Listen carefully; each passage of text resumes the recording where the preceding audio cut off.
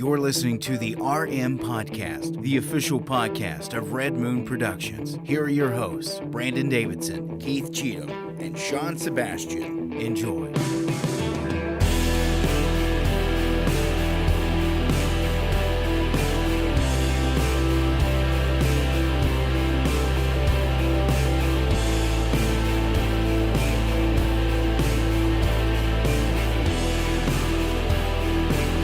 Hello and welcome to another episode of the Red Moon Podcast. I'm one of your hosts, Brandon Davidson, alongside our normal new host, Sean Sebastian. And I can't hear you. What? Uh-oh. Now he's having mic troubles. I don't know. I'm not having mic troubles. I hear myself. I'm telling you, man. You're giving me a heart attack over here. I don't know what to do. I don't know what he's going on about. I don't either. I can't hear mine. Y'all can't hear? I can't hear mine. I hear fine. Actually, Oh, it's too you hear loud. me? Hold on. Oh, Where am I at? Dang. I can hear you just fine, Sean. Can you? Yeah, don't- you sound fine. That's crazy. Hold on, I It's gotta- so different than last week. Mine's crazy. Wait, were loud. you here? Yeah, you were here. It was 2 Yeah, weeks hold ago on. that you Yeah. were out. Where we Last at? week it was Yeah. messed up. You know what's weird? You yelled real loud and it popped back into Pete. place. Mine, I think, is mine is too loud. I think because when Trying I to was fix it. recording the hear review anything. this week, I turned you down. but when I recorded the review this week, I turned myself up, and then you turned me up. Oh. So like when I because you thought I was, so then it was really loud because I don't was know which yeah. one's You mine. know, it's physics. It's chemistry. It's inertia. I'm still. Chapstick I and don't chap know. lips and things like chemistry. I don't like it. I It like how I was happens. before. Thank you all I have so a little much bit of for an echo joining now. us tonight on the Red Moon Podcast. We got a great show, as always. Nope. We do every week. I was able to join tonight with Cigar Time, and it was very pleasant. It was I miss all it. right. I miss it quite a lot.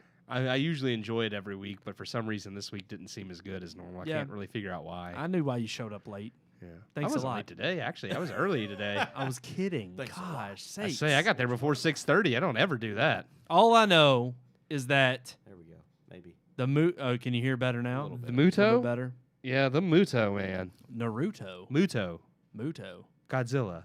I don't know that. Muto. M-U-T-O. You watched the movie. Kaiju. All of them. I don't remember those Kaiju. movies. Yeah. Kaiju, I remember. Well, that's You say a, Muto, and I'm thinking Mewtwo. the kai- Pokemon. The kaiju's just the generic Japanese term. Muto is That's the just a one big monster. Yeah, a giant. Oh, like a kaiju. giant. But yeah, Muto was the name of the things in the Konnichiwa. first Godzilla with Bryan Cranston. Yeah. 'Cause it stands for something. Who knows? All I know is It's the not- movie we were reviewing this week has a lot of lore, has a lot of depth, apparently, that you may love and enjoy if you're a comic book fan, and you may not because it doesn't go too deep. Because I have a lot. I have been conflicted about this movie, and I still am. I even changed my score for the review. I did too. And then I was conflicted about that. I'm sticking with what I gave it, but ultimately, after we hear the review, I can go over some of my confliction because I do think there's things about it that I felt like are explained in some of the series, but that's not good enough. And then there's other things that I'm like, totally, if you're a comic book fan, you would have absolutely understood a lot of the references, but they never explained them. So yeah, there's just We are. We're going to dive deep. we're gonna get into We're it. going I to just- talk all about Doctor Strange. This one bugs me, I think, one of the most out of all the MCU films. Not because it's the worst, but because of It had so much potential. yeah, because of how they fumbled with. Yeah, But agreed. well, we're kind of giving the score away a little bit. Yeah, we'll talk about it. But we'll talk get about there. it. But we also got a slew of headlines to dive into. Obviously, we're going to be talking about some more heat on Netflix. Heathens on Heathens. Netflix. I mean, when are there not heathens on Netflix? I'm on Netflix. You wish you were on Netflix. Well, I wish we were on Netflix. I was just trying to say I ain't as a gonna lie. heathen. But there's more heat on Netflix. We've also got summer blockbusters. Are they returning because of Doctor I Strange? thought and they Top already Gun? had. Yeah. I mean, look at Spider. I mean, I know that wasn't a summer We'll blockbuster, discuss. but We'll discuss because there's a lot to talk about. I there. know it. And then of course, Hollywood's stupid. one I'm of the tired biggest it, though. reveals of Doctor Strange just before the film. Yeah. Thor: Love and was- Thunder. Lightyear. Keep going. Dang. I don't remember all the other ones. I That's know the one only you notable. want, but I don't care anymore about it either. Sean, I do think you're. Hold on. Can you clip your Can you clip your mic? in? Yeah, I'll try. See if it's. I think you are out. Uh-oh. I don't know if it is like. It's gonna be loud. Hold on. Sean killed it. It Can didn't you hear pop. me now? It's I just still, I don't know. It's I just can't a hear little myself. low. Oh, there it goes. Try No? it now. Yeah. There it is. Yeah. Now we hear you. I'm getting a new soundboard. Sean, Booyah. what It's- movie are we hinting about? Avatar 2? There we go. The Way of Water. There's no The water. Way of Aqua. That's just, I'm not going to get over that. I looked this up. There's- They do have. There's a wiki Okay. for Avatar. Well, there's a the wiki for Pandora, Okay. and they apparently do have the ability Oxygen. to have enough Well- oxygen for water. Oh. You have to have, because they said it wasn't breathable, but I don't guess they ever say that there's no oxygen. Because there Right. could be stuff in the atmosphere we can't breathe. That doesn't mean there's Well, no in oxygen the there. movie, they say that the air is methane and it's poisonous to them. Okay. So Well, if it's and methane, it does have methane in it. right? But It's I don't mostly, think it's I guess, all methane. methane. Yeah. Yeah. I guess you can get away with that, but it just, I don't know. We'll talk. I don't want to we'll talk about all that. I don't want to talk about any all of that. these things. And we also got into. We're gonna get into our multimedia. I mean, I do want to talk. Pandora. I do want to talk about all There of them, is but they're not going to be oxygen. like happy conversations. Like I'm going to trash it all. But Oh let's my go. God, you're in a Debbie Downer mood. Well, look at all of what we're talking about. Yeah, there's nothing James good. Cameron, Avatar, No good this news. movie, everything that happened this week has just been more Hollywood. I'll tell you BS. what, I'm a Debbie Downer about. What? I could have won $14,000 on the Derby. You could have, but you I didn't. was one freaking horse off. And here's the thing: I wouldn't be pissed about that one horse That is if hoppy. it wasn't the long shot. Yeah. I bet the long shot, and I missed it by one horse. I had a trifecta box, and the only horse I didn't pick in the box was Zandon, which is one letter off from my name. I should have picked it.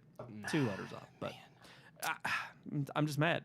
Yeah. I saw that payout, and I was Well, like, I could and you know what? $14,000 and a You new could've, soundboard, but you That didn't. worked. You didn't, and now we got to talk about Doctor Strange. I guess we should get into it. Yeah, go We don't ahead. have to, but we could actually get into it early for once. Let's do it. Okay. Let's spare everybody the pain. Yeah. Oh, that didn't work. It didn't. Well, pushing don't do it. buttons. Don't do it.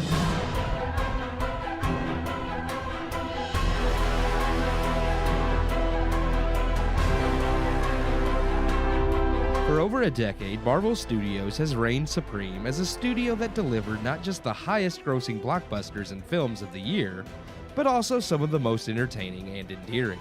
Now, I wouldn't argue that the MCU has churned out anything worth Best Picture, even the ones that have been nominated for such, Black Panther. But there is no doubt that despite the opinions of those who turn up their noses at Marvel as nothing more than cheap thrills, that Marvel Studios generally represents a higher quality film than the blockbusters churned out by the competition. After the payoff that was Endgame, however, Marvel seems to be struggling to find its way. Despite pushbacks from COVID and high expectations, Marvel's Phase 4 has been a success financially, still taking in more money than the competition, and fans are generally still invested. Their last release, Spider-Man No Way Home, was a massive hit, and audiences looked forward to Doctor Strange in the Multiverse of Madness, which Marvel was hyping as the next big film to connect much of what has already happened in Phase 4 to what was coming. Yet Doctor Strange in the Multiverse of Madness is here, and many are walking away feeling hollow. Yes, everything in the MCU is connected. The promise is still intact as Infinity War, Endgame, and now No Way Home get brief mentions, and WandaVision's plot has the biggest impact story-wise on the whole movie. In fact, many who may not have seen some of the Disney Plus series, such as WandaVision, Loki, or What If, may find many references in the film confusing. So yes, technically, it is all still connected. But is it really? Only WandaVision's plot has any relevance to Multiverse of Madness' story. And most of what occurs in Multiverse of Madness doesn't appear to build towards much of anything. Sure, we get small threads here or there, but never any real payoff. With Benedict Cumberbatch returning as Doctor Strange, Strange finds himself pitted up against Wanda, aka the Scarlet Witch, played again by Elizabeth Olsen. As Doctor Strange is forced to confront her or risk, well, actually, if he left her alone, she'd have killed exactly 2 people, and no one would have ever heard from her again. But hey, killing is wrong, so now hundreds will die standing in her way, and maybe she could be a threat to all of reality. We don't really know, we should just assume she is. Which is the film's problem. We are just expected to take everything at face value. More character-driven stories such as WandaVision, Loki, and Moon Knight have become very popular on Disney+. But Marvel's films are still being built as action-packed popcorn flicks, full of spectacles and jokes, but light on depth of character and emotion. Wanda's motivation in this film is built solely off of her series, again, fulfilling Feige's promise that it's all connected, but the same level of character depth is absent, and anyone who hasn't seen the show has no reason to believe her emotional turmoil. Wanda's pain should be believable regardless of whether anyone has seen WandaVision. Character depth isn't the same thing as plot. If someone doesn't understand the story because they didn't see a previous movie or series, one could argue this far into the MCU they should know better. But lack of emotion or depth has nothing to do with people not seeing prior material. That's just lazy writing and directing. Endgame has emotional payoff because of all the previous films we've seen, but it still takes time to show character emotions and let the characters and audiences mourn events. Endgame built off of previous films. Multiverse of Madness just falls back on them. Multiverse of Madness ends up being one massive spectacle with Easter eggs and fan service thrown in at every turn. It falls back on nostalgia and past films, but never builds anything worthwhile to move forward. It's one large placeholder that jumps from plot point to plot point, never letting the characters or audience catch a breath. Because if it ever slows down, you quickly realize just how empty the movie is. Now don't get me wrong, I have bashed the film plenty, but I don't hate it. Sam Raimi's visuals and cinematography stand out, with much of his macabre and horror skill set put to good use. Doctor Strange's comic books often could dive heavily into pulp horror tropes, something Raimi is a master of, and the pairing seemed like a natural fit. And true enough, there are plenty of set pieces that show off some more horror-themed visuals, and Raimi shows off just how powerful the Scarlet Witch can be. As a fan of the comics and the Lovecraftian side of Doctor Strange, it was fun to see these things. But again, they amounted to mere fan service, and things with rich lore from the comics, such as Wundagore Mountain, the Darkhold, and Chthon, are either name-dropped just to please comic fans, or act as nothing more than mere MacGuffins for the plot. The fun wears off fast, and with no major additions to the Marvel mythos, and no emotional payoff outside of weak attempts to piggyback off prior events, Multiverse of Madness just doesn't offer a lot to keep viewers invested. Those just looking for a fun Marvel flick will be delighted. Those looking to see Marvel take a step back and breathe depth back into the MCU will be sorely disappointed. I give Doctor Strange and the Multiverse of Madness 2 out of 4 stars. Oh. There it is. 2 out of 4 stars for the It's actually Doctor Strange. harsher 2. than most critics and like it's actually got a high audience score. Audiences are really enjoying Yeah. it. Critic score was lower 70s, and again, I mean, if you're just looking for like a fun popcorn flick with crazy visuals, I guess it's fine. Like I said in the review, though, I just felt like it relies.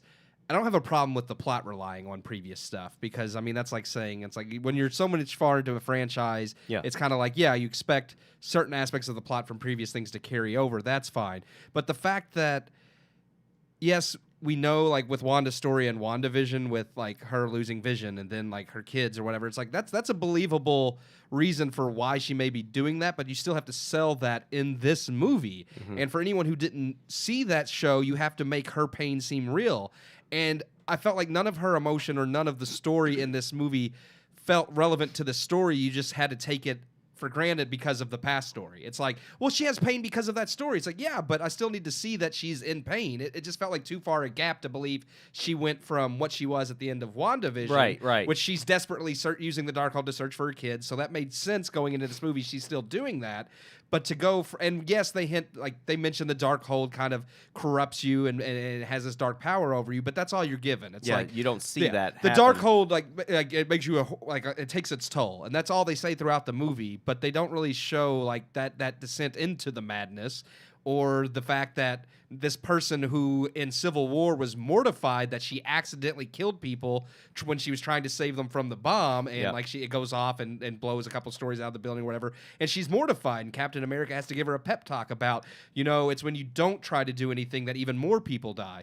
And so someone who's that horrified over killing innocent people to just now, well, I got to get my kids back, so I'm going to murder whoever. I'm like, yes, I understand the power of like motherhood and like that love for your kids, because she's not Wanda. But yeah.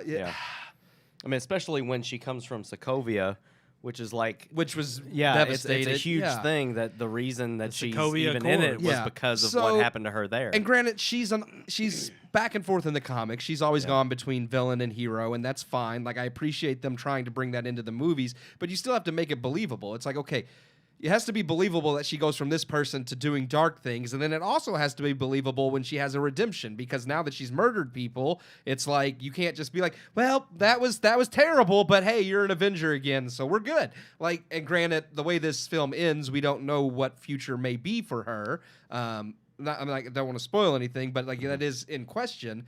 But still, it's like I imagine they're not done yet.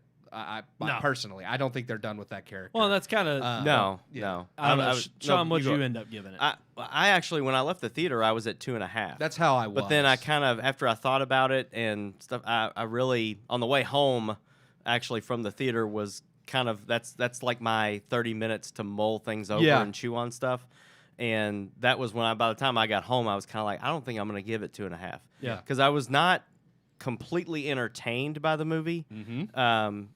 The spectacle was great, but no more than a movie we're going to talk about later with Avatar. Like, yes, it's beautifully, it's stunning visually, but there wasn't enough entertainment value in the story to hold my attention. And I felt like there was a lot of stuff going on in the film. But then there's so many things, like you said in your review, there's things that are unexplained that are, I kind of feel like they left it to the viewer. They wanted to, there's a message they want to send, and there's something they want to tell you, but they don't go into any depth about why it's explained that way.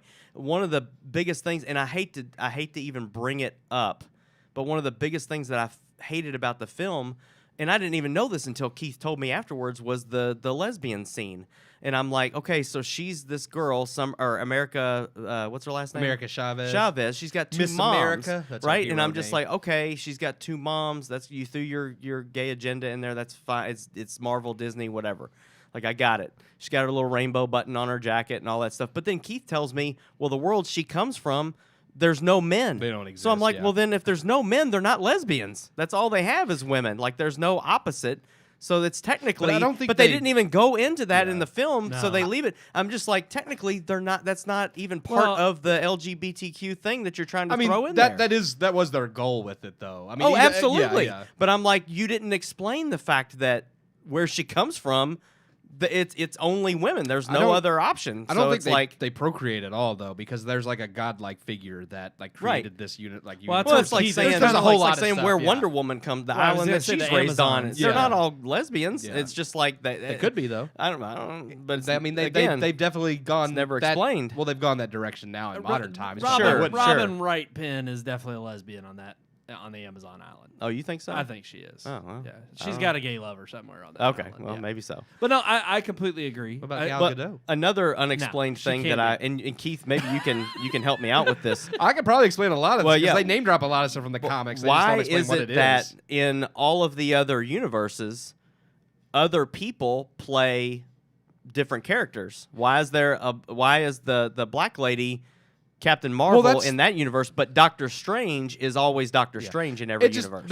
They're different because even Loki shows like sometimes it's Tom Hiddleston, sometimes it's someone else. It just whatever caused that, because that's one thing I loved about Loki. Well, in Loki, every other universe, he's different.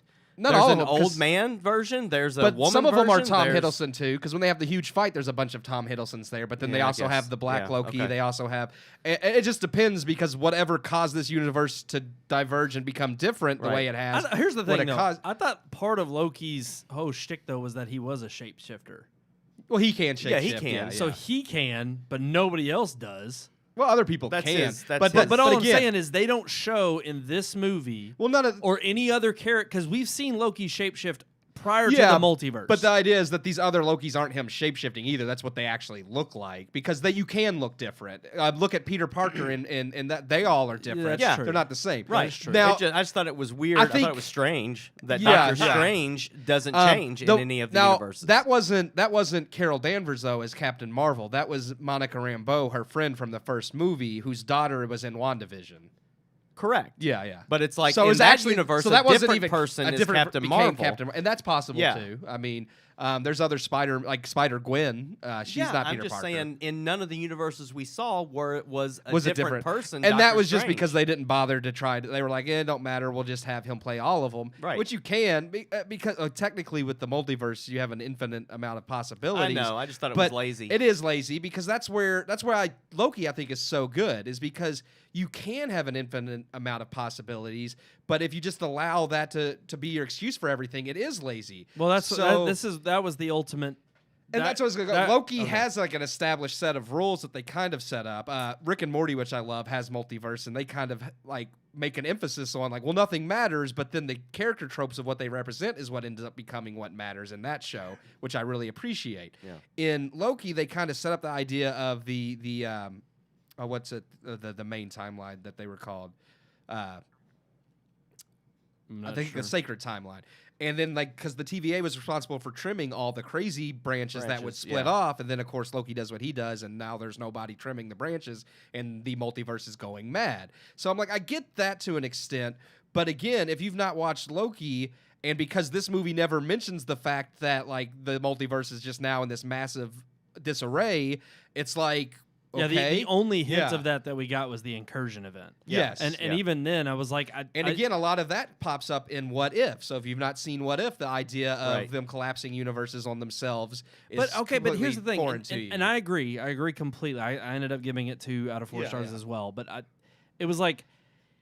For one, I already felt like the moment the movie started with the set piece it had, I felt like it was way too much going on with, and even for the whole, it's a dream, he wakes up, and then of course her to come back like 5 minutes later and say it's not a dream, it was real, it was a different reality. Yeah. And I mean, obviously I was expecting some little either gotchas or we're going to go this route. Yeah. But again, it's funny how so much of this movie depended on other sources of material that you may or may not have seen. But then yet, even if you have, it still felt like it was hollow. Oh, yeah.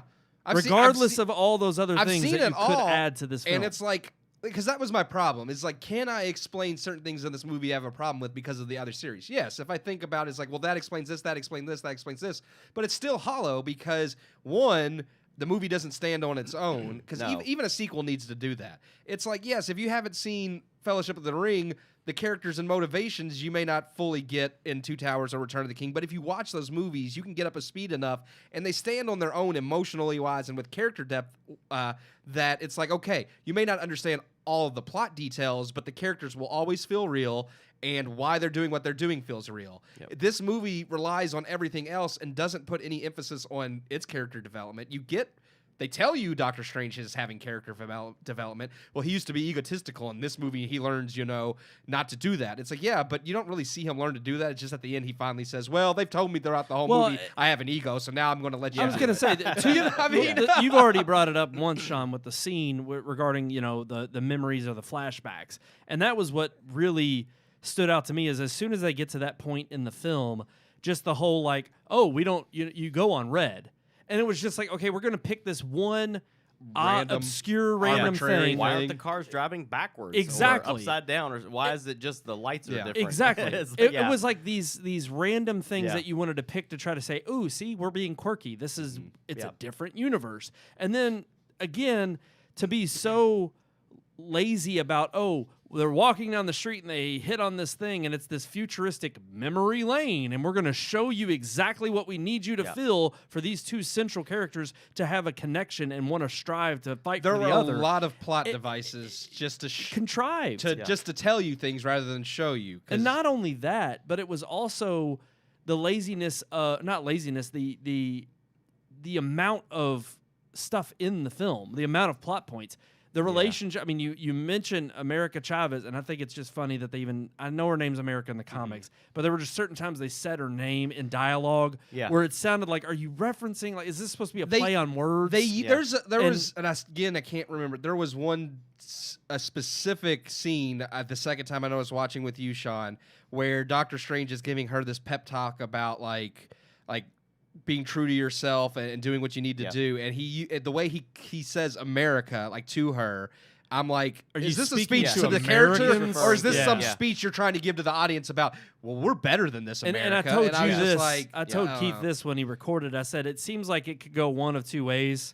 Where if it ends up in the positive camp, they'll be like, "Oh yeah, we meant did to do that that." intentionally. And if it's negative, they'll be like, "Oh no, that wasn't our never point at all." intention. Yeah. But I also think play it safe. whether it's the character development between them two and making her a central focus right out the gate, then you bring in Wong to reconnect this past set of people that we've known from the universe. Yeah. Oh, but then we got Scarlet Witch. She gets thrown in as our main villain. Well, now we have the relationship between Scarlet Witch, who used to be an ally with the Avengers and Doctor Strange. We got that relationship. They didn't do anything emotionally with that. Then we've got the relationship between Doctor Strange and his former, fiance, who's not anymore, who's getting married, and they're trying to build. I mean, that whole entire that was conversation at the wedding fell flat. Yeah. I didn't feel any kind of emotion at all towards them, and immediately we're jumping right into action. No, because she's not a big enough piece of the first film. No, I told Brandon she's an afterthought. Literally, there's an episode of What If.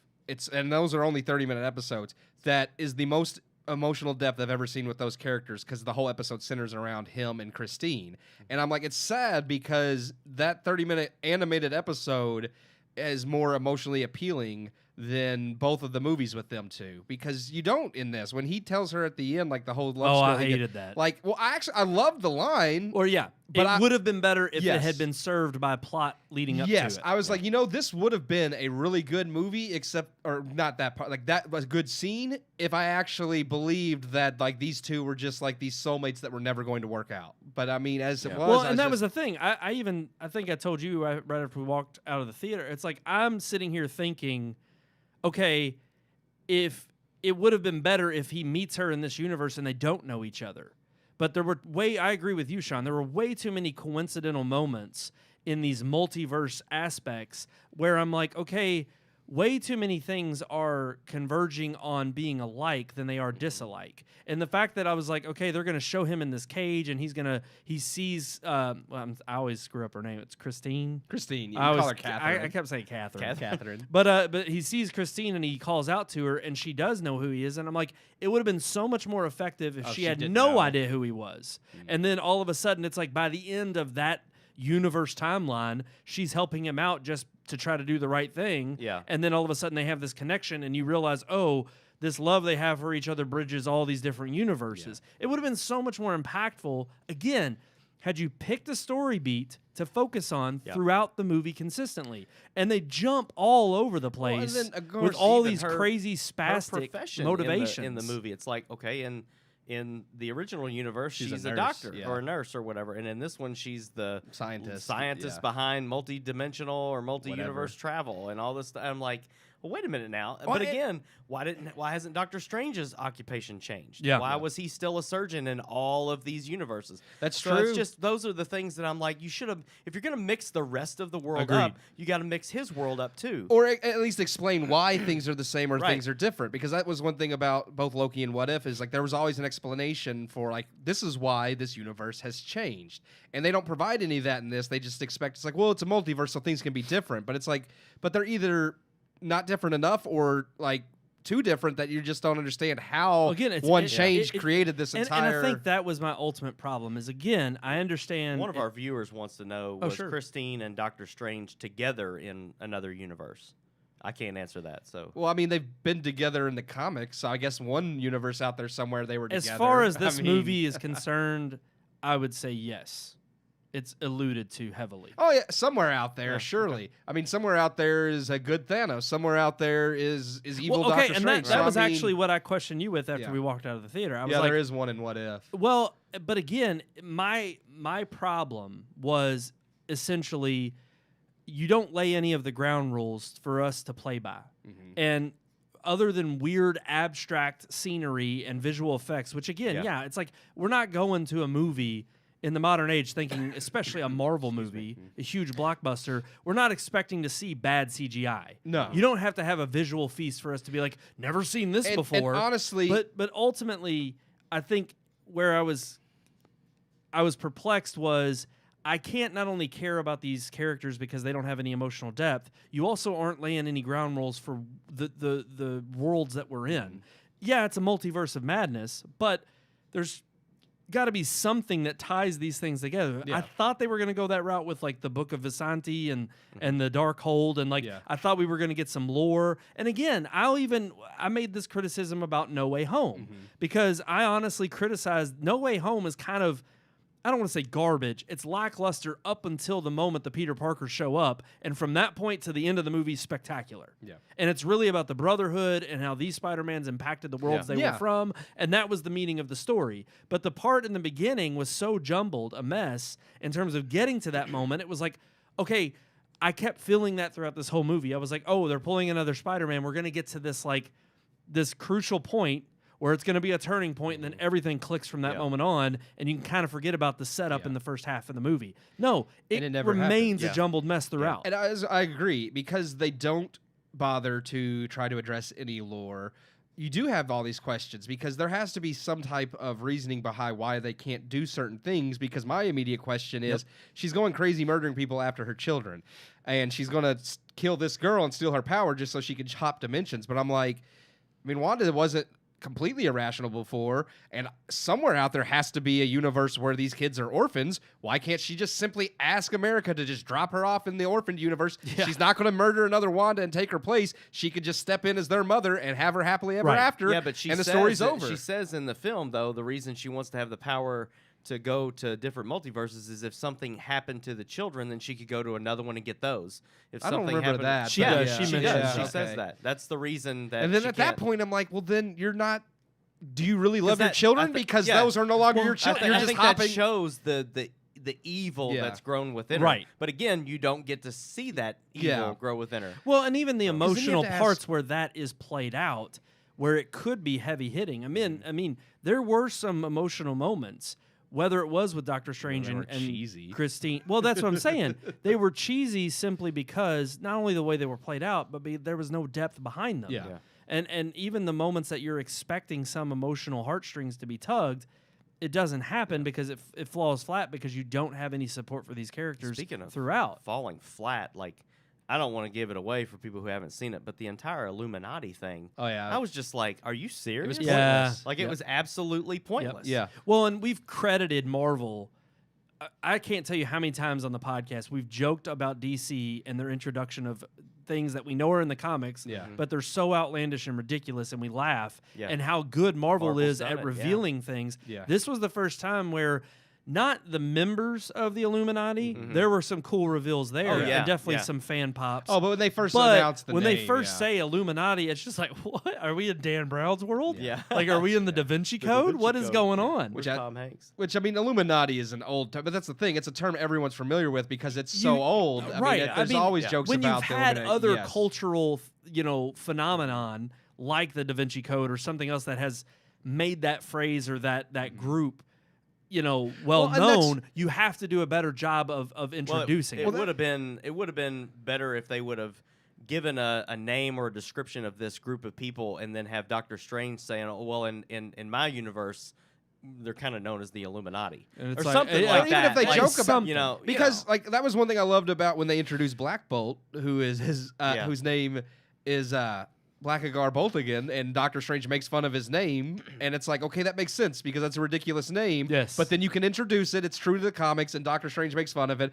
And it's like, that's the type of thing they normally do because they're like, look, we want to be true to the source material and the fans. We're still going to use it, but Right. we're going to poke fun of it some because we know it's like, It's a little ridiculous. whose name's Blackagar Boltigan? I Right, mean, right. And his superhero name is Black Bolt. That's like so on the nose. Yeah. But it's like, obviously, we can make fun of that. Right. But they announced the Illuminati so seriously, like, the Illuminati will see you now. And I'm like, Yes. whoa! Yeah. I thought the same Because thing. it's a pure fan service moment. Oh, yes. Okay, so we did, like, when me and Yep. Brandon went, it was opening night. So we did have a few people in the crowd that were like, whoa! And it's like, because they're comic book fans, they Yep. know. But everybody else is just like, I'm excited Illuminati. too because I know that if they're introducing characters like that in this film, even though those characters may not make it through the film, they definitely They're in that universe. Yeah, we also know You that know there's it's the that possibility universe. that those characters well, are we coming know back. a Fantastic Four movie is in development. Exactly, yeah. But here's my thing: is like, because John Krasinski was another pure fan moment. Fans have wanted him to play Mr. Fantastic for years now and have been lobbying for it. So they did it in this movie, and I'm like,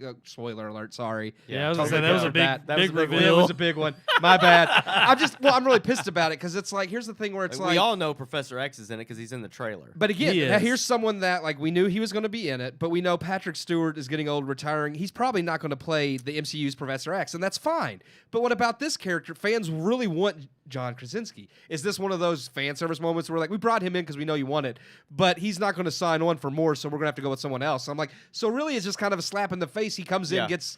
But again, the multiverse explains all of that. I know, and that's fine. I'm okay. They can use anybody they want. And that's okay. However, but you make it a big reveal like that, and it doesn't. But also, that's the fault of the MCU that we're moving into, because now we're getting a mile wide and an inch deep.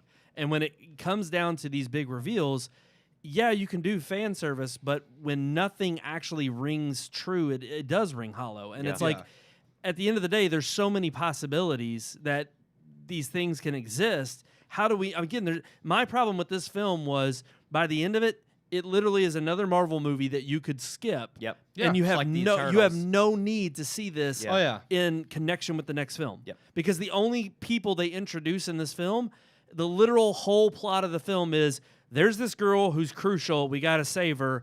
All you need to know is she's saved by the end of the movie. And at best, knowing because Kang's a multiversal threat, at best it's like maybe she comes into play there because of her powers to jump. But that's it. It's like again, we introduced this one character who so might be important we later have on. another main entry in this phase where there's no monument. And this was another problem. And I know you maybe disagreed with me a little bit, Keith, when we were talking about it. But we're getting also to the point now where we've seen all of these huge events happen. I mean, Thanos level events with I the don't snap. disagree. I'm just like, by the time we're jumping through multiverses, okay, fine if other Avengers are off doing something else or busy with another threat, and maybe that's explained in another movie. But you can't tell me that when we start skipping through other universes, we don't run into other characters because we're running into these others. They run into the Illuminati. Well, but that's what I'm saying. But people even, we haven't met. Yeah, but where's Guardians of the Galaxy? Right, Where's Captain right. Marvel? Where's the Hulk? Captain Marvel was was in there. the Illuminati. Well, yeah, that Captain Marvel. And then, of course, we get who's the British. But again, if Professor X is in that universe, where's all the mutants? Right. Where's the X-Men? Like are they there? Or is he They- not the leader of the X-Men in that universe? Yep. But then that also leads you to his demise. It's like Professor X he can control the minds of every mutant on the planet at the same time, and that ends up happening? Are you serious? Oh, yeah, but again, there's no precedent for it. But yeah, in the comics, she probably could because she's that strong a mutant. But again, I also too feel like it's one of those not a missed opportunity. It's overlooked. Yes. But I'm like, there are plenty of moments where I'm like, this is not a Thanos level event.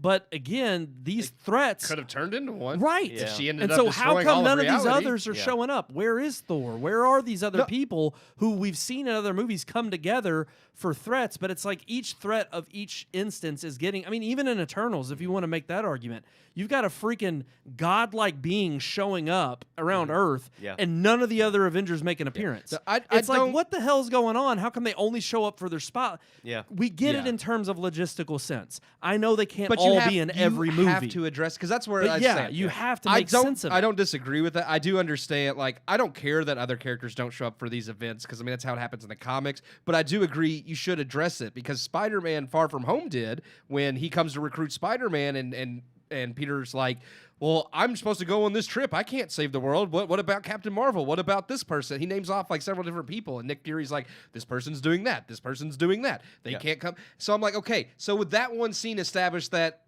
Nick Fury's pretty much saying you're the only one, so we're going to take it that he's the only one. That explains it. It's not the best, but it's still feasible. It's an explanation. Yeah, it's something. And I'm like, I can, whatever. I mean, it's still a little, but I can get by with that just fine because I get it. They're comic books. They can't all be there. And notice especially in when this acting. movie, they don't do that in this movie. Well, and even in this movie at the beginning, they take a step to do it, but they half-ass it. And they don't go all the way because you have the guy who comes to the wedding to kind of put a dig in on him because he's a guy from the first film. Only way? Right. Yeah. And he brings up the whole Thanos and the snap, and I was dust for 5 years. And I'm like, they have these nods back to the in-game event. That and is I'm like, my point. If this movie falls back on stuff, but it doesn't build up to anything. Right. Like it doesn't build anything worthwhile of its own. And so ultimately, to me, I mean, even still after, No Way Home really putting so much emphasis on the Peter Parkers and how dramatic. I mean, and that was the only reason I enjoyed that movie, was because it was a movie in which I was able to love the fact that they brought back Peter Parker again, that I grew up with. That's another thing. And they that made the other Sony films more relevant. Yes, they with did. the MCU, Yes. and that was the connection. Yes. Yeah. And I feel like this could have gone that route, like having Patrick Stewart come back. It's like, okay, you make some of these other things relevant, as in, okay, maybe all the Fox X-Men films are just part of a different universe where these things happen. Right. That's fine, but you still have to build in, I think, the emotion. Because with Spider-Man No Way Home, yes, it doesn't build to any grander scheme, but it does focus on Peter Parker's journey and his character growth. And for me, I'm like, okay, if you're not going to build to something bigger, you have to give me meat, which even more so than even Spider-Man No Way Home, like I would want, about solely that character. Like, if this was a Doctor Strange movie focused solely on his story arc coming from the first one in Infinity War and Endgame, but they really did a deep dive on him and the emotional aspects, and it didn't connect to anything else, I'm like, I would be more okay with that, because it's like, okay, this is his story focused on him, and that's the point. Thor, Love and Thunder, I don't think is going to build to anything. But again, they've kind of played the Thor films as their separate things. And if they focus on Thor the way Ragnarok did, I'm okay if it doesn't build to anything bigger. But again, you have to have that emotional depth and the character growth that gives you a reason for this movie existing outside of being part of the larger picture. And it does. And I don't feel like, Multiverse of Madness gives us any reason other than, well, we just could. Like, we could do all these things with the multiverse and all these things from, we can mention Wonder Boy. Nobody knows what that is, but we'll mention it. On a final note, how are you all looking forward to Thor Love and Thunder? I'm still looking forward. I'm terrified it's going to be woke, but I'm still looking forward to it. I don't know about that. About the woke angle? About the woke angle, You don't think Natalie Portman as Thor is not going to be woke in any way? But isn't that part of the comic book? Yeah, but the comic was made woke, so well, it's like a 2014 storyline. I don't know. There's so many, and Marvel's kind of hit or miss with that. So many times they make you think that's the direction they're going, and then they completely make fun of a situation. Yeah, and I feel like they've done that well in other films.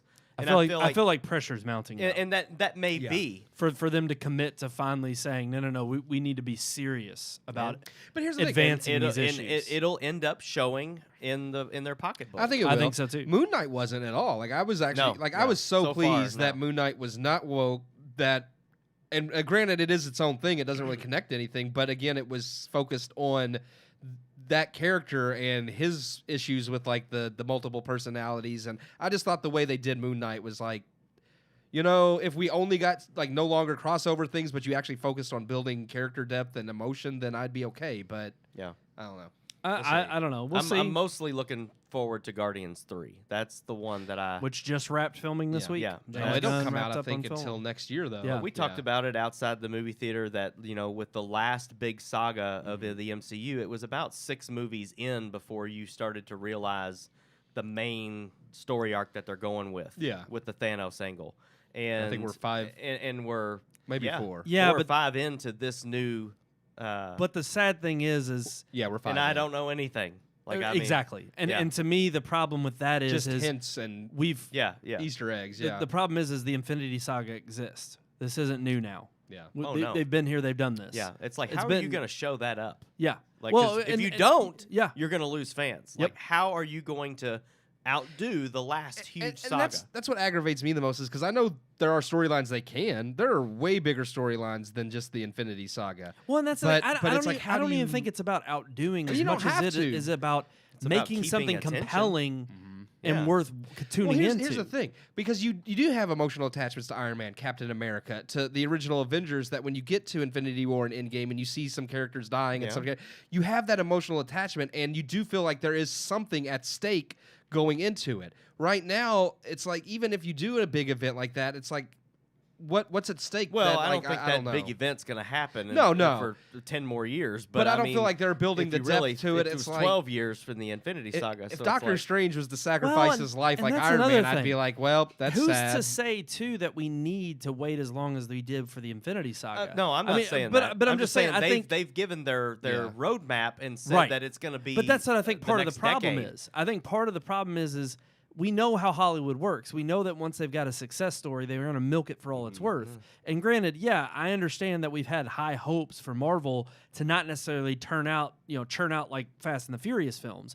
However, we're finally reaching a point where some of these more compelling plot lines could happen in a lot shorter time because, again, when you have something as big as Thanos and you've already got that existent, especially in the theatrical realm, you don't need a lot of setup for other major events to take place when the pieces are already moving. Yeah. And I think for them, they want to keep a cash cow going as long as it can.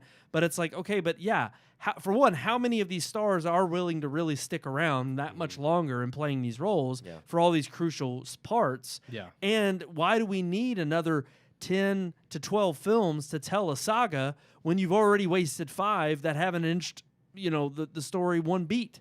Yeah. And it's like, I don't know. I'm just kind of, like I said, I'm looking forward to Thor: Love and Thunder. I'll continue to see Marvel films because it's kind of the cultural zeitgeist right now. But I really, honestly, ever since, it wasn't really, I mean, Black Widow was fine, but again, that was kind of a prequel before Endgame. Shang-Chi was okay, but it was an origin story. Eternals after that, I just was finally like, you know what? I'll go see Marvel movies, but I really have no high hopes to see it. I don't have the same thrill as when they were originally coming out. And trust me, this is coming from somebody who was not a fan of Iron Man 2 and 3. Who not a fan of Thor: Dark World. I felt like the Infinity Saga had misses. Oh yeah, definitely. But when it came to the culminating huge set pieces, all the Avengers leading up to Endgame, Civil War, all the Captain Americas, Winter Soldier, you saw breadth breathed into the series that brought it to a different filler level. Movies, and then there was the ones that pillar. hit the main story beats. And we haven't seen a true pillar movie. And not only that, I feel like they're not taking risks. They say they are, but it's like, okay, but like Multiverse wasn't really a risk because fans were going to even it up. You are taking storylines and saying, well, we've never done this before, but you're not doing them in any interesting way or giving them justice or adding the lore. You just now it's kind of got to the point where they know they're doing fan service, so they're just doing fan service rather than explaining things. Well, now the risk isn't so much about going deeper into the lore in the comic book world. Now the risk is the woke stuff. Yeah. We're going to take a risk on this You're woke right. stuff. You're 100% right. Throw that in That's the only uniqueness they've added to the series with their characters. And it's like that in and of itself doesn't make them unique. They don't have a compelling story just by offering or by saying they're offering. Minutes. I know we've dove deep. I think this. I think we need to. I didn't even realize. What's the next movie we're reviewing? One viewer wants to know. Is Firestarter? Firestarter.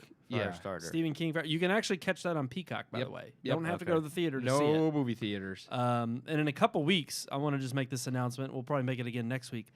In a few weeks, I think it's not next week, but the week after. We have to announce it again just because he needs the actual dates.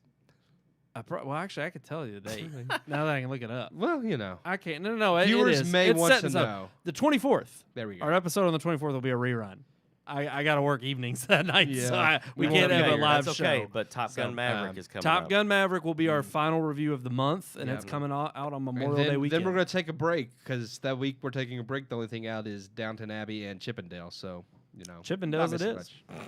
I'm going to watch it. I'm curious. I don't think it's going to be good, but I did love Rescue Rangers growing up, so I'll give it a chance, see what they do with it. All right. I thought the premise was unique. Finally time. Yeah, we did. We dove deep on Multiverse of Madness. It deserved it. It deserved talking about. Yeah. But let's move into our headline section.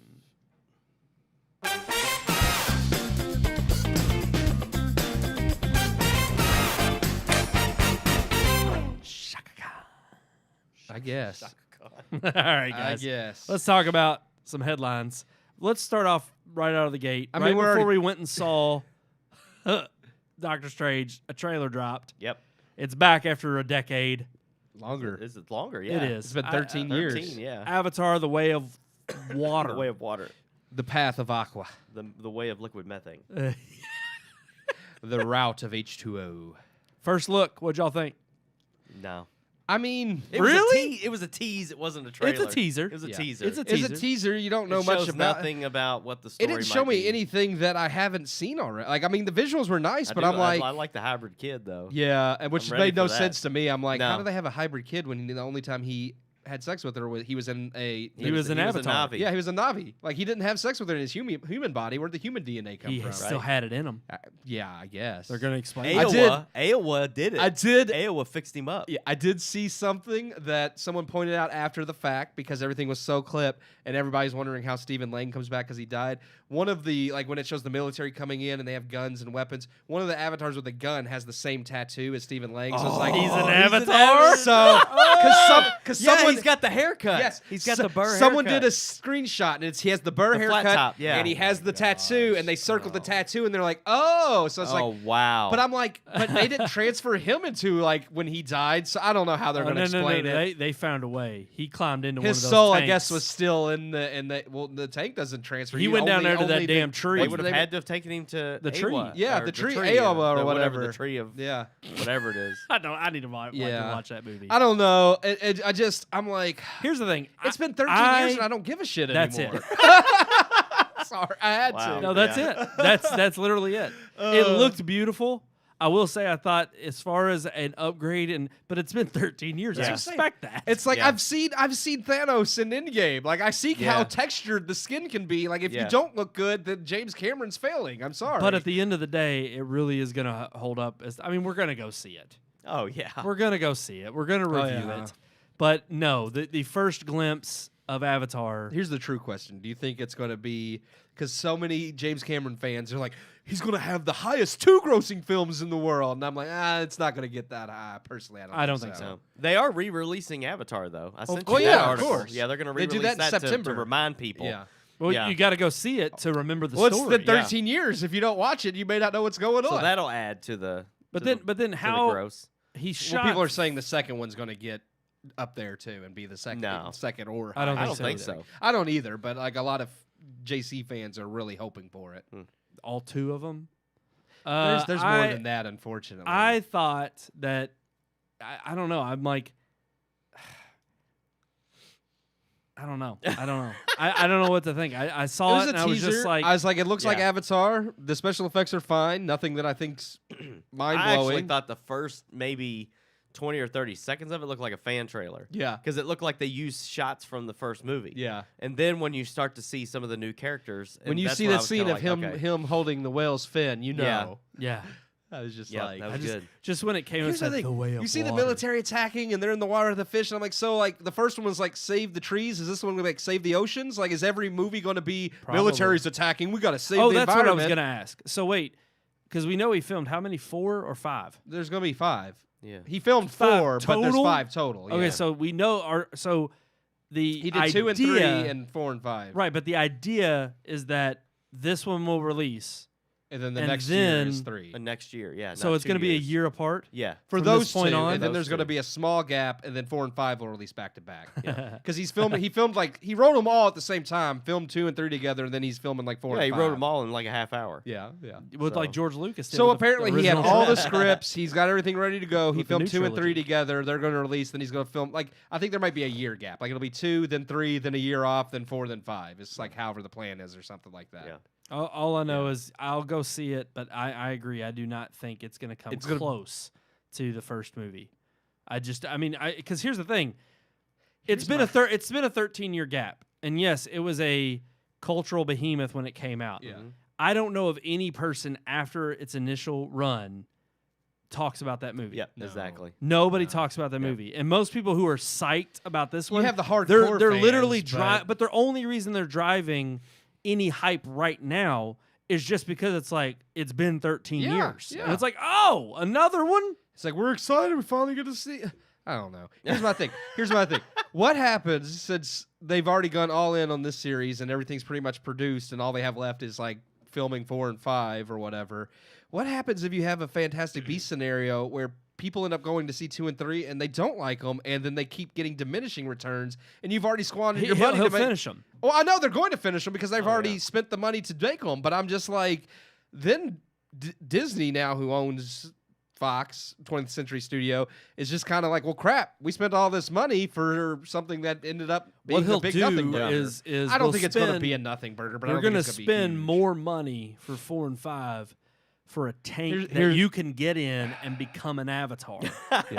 And that is the way you experience the movie. Here's the thing. As a Na'vi. I'm sure the movie will make plenty of money, VR. especially as long as they get to release in China, because the first one was like the most of its money came from China. So as long as they don't have anything gay in there that makes China ban it, then I guess they'll be honestly, fine. I'll be honest with you. That could be this. Now that you brought that up, it could be its saving grace. That China. could be the only reason it freaking. But there can't be anything woke in it because they'll ban it.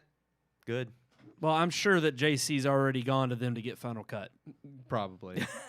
Xi Jinping has already got Final Cut on Avatar: The Way of Water. Yep. They probably filmed alternate scenes just so that when they show it in China, like, this is the China cut, this is the rest of the world. Oh, no doubt. You know they have one. All right, they're not going to show it in Japan though, because of the whole whale scene. Why? What's wrong with the Because whales? Japan has Free the biggest Willy? whaling fleet. They kill whales there. Everybody hates, not everybody, but the environmentalists hate Japan because they kill all the whales. Yeah. I bet all those environmentalists use We would things eat that that come whale. from those whales. That's right. one of their That's right. biggest, like, yeah. Was it whale flubber? What comes Oil. from? Oil. There Oil, you go. yeah. Blubber, not blubber. flubber. Blubber. Yeah, That's a blubber. Robin Williams film. Well, that's a good movie. No, it's not. Before that, I like that movie. I mean, That's it's a good okay. movie. It's okay. I enjoy that It's movie. okay. Flubber. Flubber. Alrighty, let's talk about our other headlines. Yes, here let's please. real quick, because we really went long. Summer blockbusters. We kind of alluded to it. Are they back? I mean, Who the hell's writing this memo? This is Hollywood Reporter. What the hell are you talking about? I mean, I don't know. They've been back for a year, but Yeah, nobody I else know. has been releasing them because the movies when suck. Spider-Man almost becomes the highest grossing film without China, it's like, were they not back? I don't know. I mean, Spider-Man was December, Well- so it's not a summer blockbuster, but it still broke $1 billion. And I think that's kind of what they're alluding to here is we got major releases coming up. But here's the thing we just mentioned. Doctor Strange and Top Gun, and then that's kind of it for a while. No, because we looked. Everything after that is pretty packed. I mean, after that 1 week off, what is it? What else we got? I mean, I could pull them up. Yeah, I don't let's have go ahead any and pull them up memorized, real But I quick. mean, I do know you have Jurassic World coming, Thor: Love and Thunder coming. Elvis is coming. I do want to see. Yeah, Elvis is coming. in June. Maybe not like popcorn blockbusters, but there are good movies, and I'm kind of tired. No, of Thor: Love and blockbusters Thunder and movies. Jurassic World will be Yeah, huge. yeah. Block- Oh, yeah. Well, those those will be two. But box I'm just office saying, smashes. the other one you mentioned that I want to see Elvis. is I don't consider that a blockbuster, No. though. I think it'll make plenty of money. It could be if it gets good word of mouth. Yeah, I mean, it kind of depends. But it's weird. Those movies, You got Toy blockbuster. Story. I think Toy Story. Oh, you mean Lightyear? Lightyear, I mean, Lightyear, yeah. Lightyear will be a big one. Elvis could play into the big hit category if it hits like 100, 200 Nope. million. And Bullet Train. That would be a good. I Bullet Train it looks good, Yeah. but I don't think it'll be a blockbuster. I don't know if those will be If we're talking solely blockbusters, yeah, there's not. I was just thinking good movies in general, but yeah, I was solely. No, but we did. No, you all answered my question. Yeah. Top Gun, Jurassic World, Lightyear. What was the other one? Thor. Thor. I mean, those are all summer blockbusters. Those let's see. pretty. It's a pretty big beefy schedule. I want more though. I want more. What we got? Because you gotta admit, kind of what they're bringing up is consistency. And last summer we didn't have that. It was at the tail end, and we did have what was it? Black Widow, Shang-Chi. 007. We had 007. That was in the fall. I'm gonna though, wasn't it? mention Was it in the this. fall? I think so. I forgot. Or was that already. in August? What? When did 007 come out? The last It one. was like October, November. Oh, it yeah. was Okay, late. never mind. Okay. I'm gonna mention this movie because it's gonna make tons of money. So don't make fun of me. But Minions is Minions will is gonna be- make tons okay. of money. Yeah. What else have we got? I just want more. That's it. Okay. But that that, mean- that but gets we're us getting through what, July? that gets us through. Let's see. Yeah, July. Yeah. So August looks like we don't really have a bunch And of the summer's over blockbusters. technically Yeah. at that point because Yeah. then you got Oh, school starting back up. Yeah, that's true. It's usually May, end of Oh. April, and through July is what they have to They're remaking consider. Salem's Lot. Yeah. I'm You didn't know that? No. interested in. No, I love Salem. That's one of my favorite Stephen King novels, and I would like to see a solid adaptation. Not that I like the original, but it's not. It could be much better. Yeah, it could. But I don't know.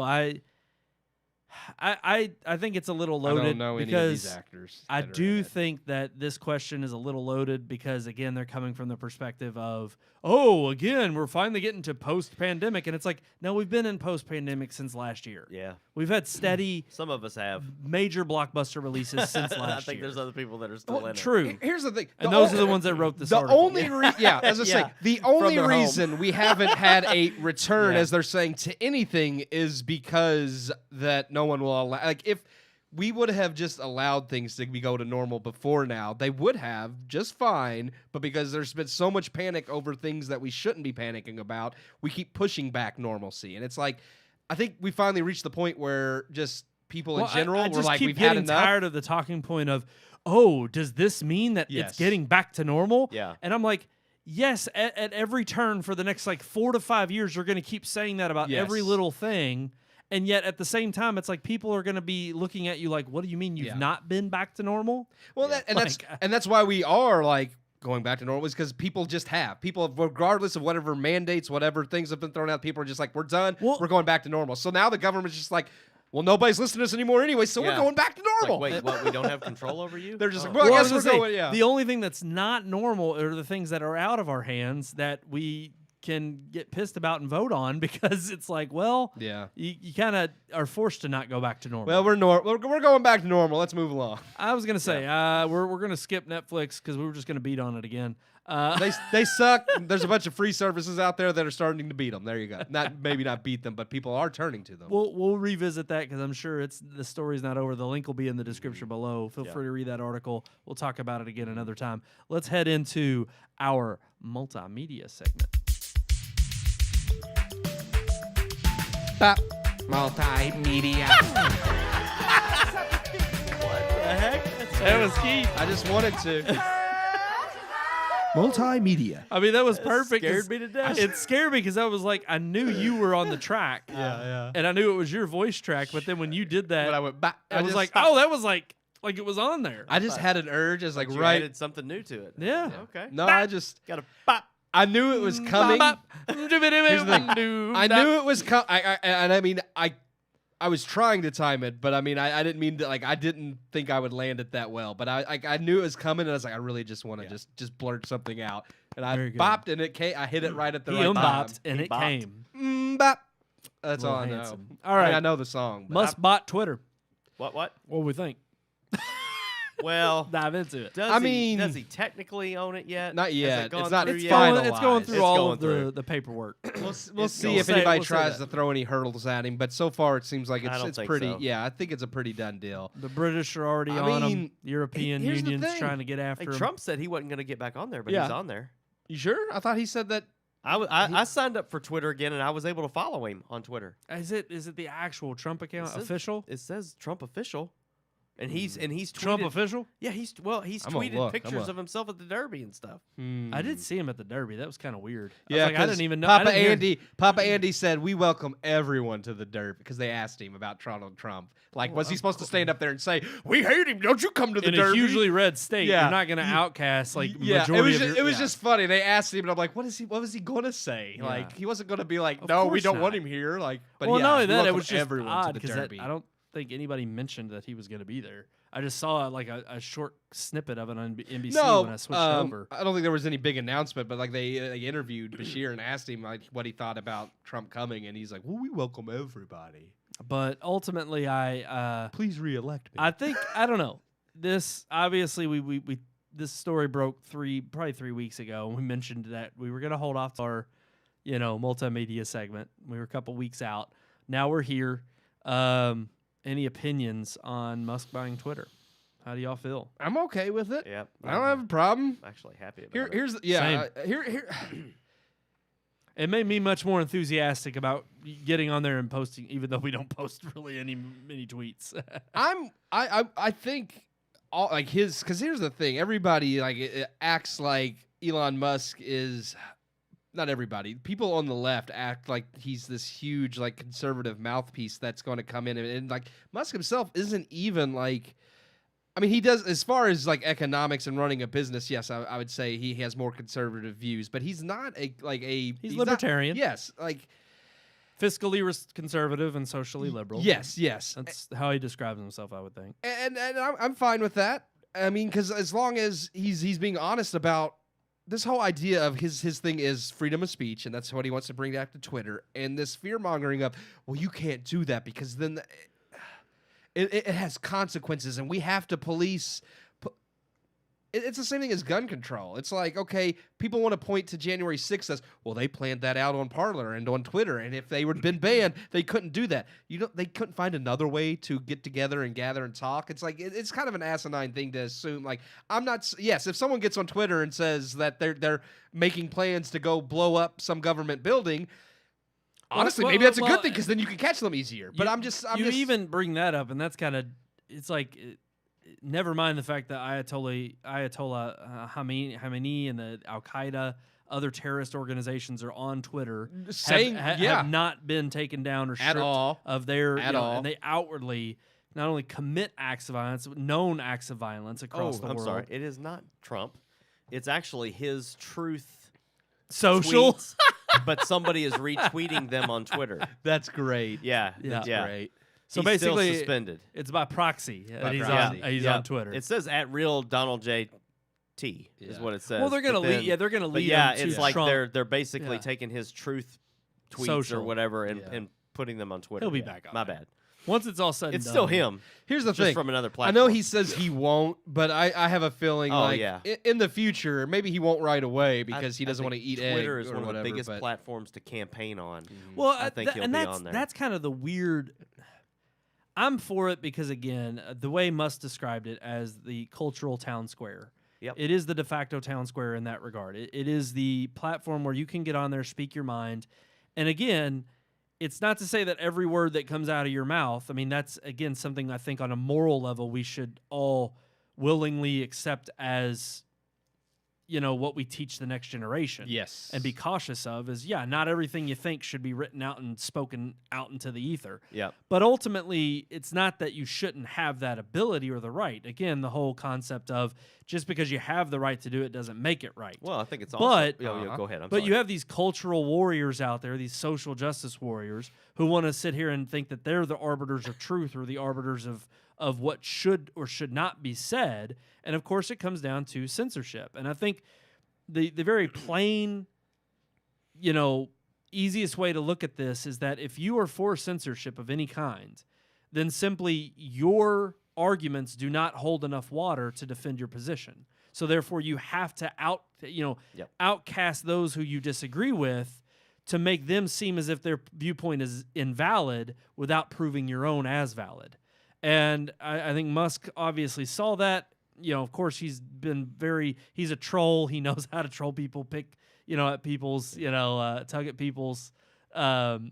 People's buttons. And push their buttons. And basically, he's doing the right thing in terms of saying, look, no, they do have a leftist bias. It's very plainly seen in the way that they do it only affects one side of the aisle when these quote-unquote bans happen or limiting of traffic happens. It's like, no, it only seems to go in one direction. And he's simply coming in and saying, no, when you have a platform this big, you don't have the right to shut down the very laws, or it should be that your rules match up with the laws that are afforded, which are in the First Amendment, the right of free speech. And the moment that you go beyond that and try to regulate even stronger, no, you don't get that right. That's not afforded to you. If that's the case, well, then you should have it cemented in law by the public, and they would pass as such. And I think that was, again, that's where he's arguing from a philosophical standpoint, and I think he's dead on. And I think he's got a lot of weight behind him and a lot of people who are obviously, he's hugely influential with not only the things he's done for Tesla or SpaceX, but just in terms of just being one of the great arbiters of, speaking your opinion out in the open. I mean, even with what he did with Starlink in the in Ukraine, and actually saying, like, I'm not going to just outright ban Russia, accounts simply because, I'm sorry, but, I stand for freedom of speech as a virtue across the entire globe, not just here in the U.S. Yeah. And I think that is something that we need as a beacon of hope and light in this very dark and bleak world of people who try to shut down speech. Papa Yeah. Elon. But that's also a big loss to the left. It Because is. they want that lockdown. They want that control. And with Twitter being, hopefully becoming the open platform that it was supposed to be, I think that's a huge loss for them because they've kind of looked at Twitter as their safeguard. Well, conservative ideas will be censored and banned, and ours will not. Right. And now that's not going to hold water. Right. So, and I think that's the interesting thing too, because look, most people who get on Twitter, I like the way Ben Shapiro puts it. He's like, you go there to get dunked and get dunked upon. It's like, this is not a social media platform where you really get into the knee-deep, levels of, you can have some people who have like 4 or 5, link, message long. Oh, they'll tweet, because you can only fit so much in a tweet. Right. They'll tweet like 6 or 7. But it's like, at the end of the day, nobody's putting a huge platform on Twitter. It's supposed to be this kind of humdrum. It's a status update in words. That's all it is. There's other social platforms for other ways to enjoy that content Get that on you there may be and looking let everybody for. know I took a poop today. Yep. Yeah, there you go. It's perfect. But ultimately, it is weird how it splits up very unevenly in these two huge groups. Those who have monumental social influence with regard to the things that they have said that have garnered them a lot of people that follow them and want to hear what they have to say, and those who are kind of the followers, the ones who just show up and follow the great minds that they consider to be and want to see what they have to say. Follow him. Because I'll be honest, it's like we don't have a huge following on Twitter. That's not where most of our social impact is. And even what little we do have, it's like we don't hardly ever get any reaction on there. So I really don't even get a lot think of our headlines and our news articles. Yes. We find a lot of information on there that we... And it's where most news breaks. Because that's where everybody, they know that's and that's the thing for other like news personalities, for celebrities, for the go-to like first spot, people are tweeting. And it's mostly from people who you expect to be in the public eye. Yeah. That you're going to have a ton of followers. And I think that's the interesting scope is it's like you said, Sean, they're so mad because the platform they're using is shutting up all of the people who they disagree with. And yet at the same time, we see this outrage from the very people who are like, well, if you're so enraged, go build your own platform. Or, oh, what are you talking about? We don't ban. We don't do any of that. Like, it's open and fair and free. And then the moment that somebody comes in and makes it open, fair, and free, they lose their minds. Or the moment someone goes and makes their own platform like Trump did with Truth Social. Or even Parler before that. That gets shut down from Amazon services. That's right. And gets taken off the App Store. It's like, it's like, come on, guys. The writing is on the wall. You don't want them to take their opinions elsewhere. You don't want them to have their opinions. Exactly. You want them to shut up. Right. And I think Musk, obviously buying Twitter, completely refutes that and says, no, we need to allow more openness, more transparency, because at the end of the day, you should be able to think freely and speak your mind. And if you shut down thought and free speech, then you are totalitarian, you are dictator, you shut down democracy. Again, democracy dies in darkness. It's like, come on. If you truly believe that, then you should be open for people of all kinds of ilks to share what's on their mind. I don't know. I think it's a great thing. I'm looking forward to getting a little bit more active on Twitter. Yeah. And the of fact course, that he's going to be CEO for the first part of it is interesting too. Well, I think I agree with I think a lot of what people have called for, which is I really do hope that he comes in and just unleashes like all the different things that show the different algorithms, show how left wing it was, because for years we were told, we even though we knew they were lying to us. It's like we were told they weren't biased, they weren't doing any of these shadow bans, none of this was happening. They were following protocol. Even their former CEO has come out now. Jack Dorsey? Jack Dorsey has come out and he's said a freaking things. Hypocrite. I know he is. He's a weasel, and I can't trust that guy. But again, he's come out and said, he's supporting. Oh, I know. Elon, but I think that's because he's just kind of jumping on he's a bandwagon. A Judas. Yeah, but again, he's even come out and said, "Oh yeah, the board wouldn't let me do this, and they took this." Like I think he's trying to cop out and not take any responsibility for what he did. Right. But again, even the guy at the top of the totem pole, has kind of come out and said, "Oh no! There's a lot of shady stuff going on at Twitter." Well, and it's funny because the same skepticism started with him. Yeah, exactly. It's like, man, you guys wouldn't believe how shady Twitter is. It's like, tell us all about it, Jack. Well, he was the one that tweeted when Parler got banned from the App Store, the heart emoji. Yeah. And I'm like, you're freaking evil, dude. I'm sorry. I do not trust that man. No, and look, so far, the skepticism I have for Elon is just, again, are you going to be true to your word? Yeah. And on all accounts, so far, he seems to be true to his word. So he tends to put his money where his mouth is, literally. So so far, like, he does what he says he's going to do. So we'll see. Yep. And again, for all those who argue, it's like, no. Well, you think you're in the majority, you're not. It's like when you shut down discussion, when you shut down people's ability to speak, it's very easy to try to convince others that that opinion doesn't exist. And I think when you have something like Twitter being the de facto town square and you open that conversation up, if you actually do have people out there who are genuine about understanding the differences in ideas and the differences on both sides of the aisle, then you'll actually have more people. I think that's the thing, is you'll have more people who kind of come to the light of, oh, wow, this isn't a bad thing. The only kind of hysteria that we hear and see this freaking out from is only from one political spectrum that are the extremists and the crazies on one side of the aisle. But with that being said, time will tell. We'll see what happens when the deal is done and when that day comes. All righty, guys, that's going to do it for this episode of the Red Moon Podcast. Thank you all so much for tuning in and watching us. I think we already stated it. Next week, fire starter. Was that beer good? It was. I like it. Delicious. It is. It. I don't like the real hoppy bitter, but I can handle it. It's good. Not bad. Tasty. Finished mine. Very good.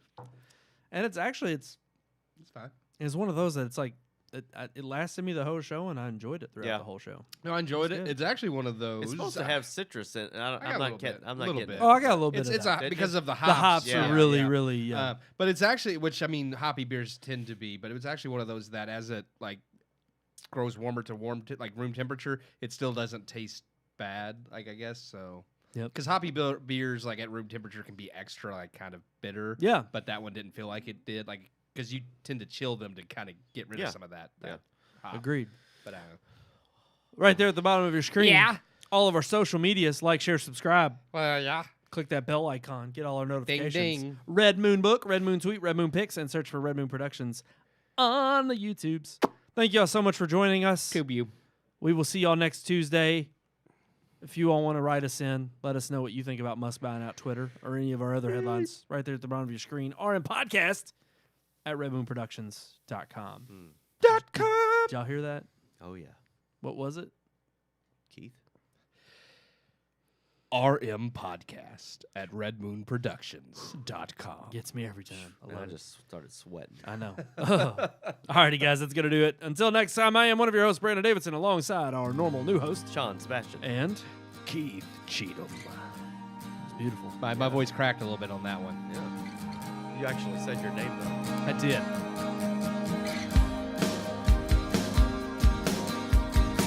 We hope you enjoyed this week's episode. For more reviews, previous podcast shows, and everything Red Moon, visit our website, redmoonproductions.com. You can also like us on Facebook or follow us on Twitter by searching for Red Moon Productions, LLC. We'll see you at the movies.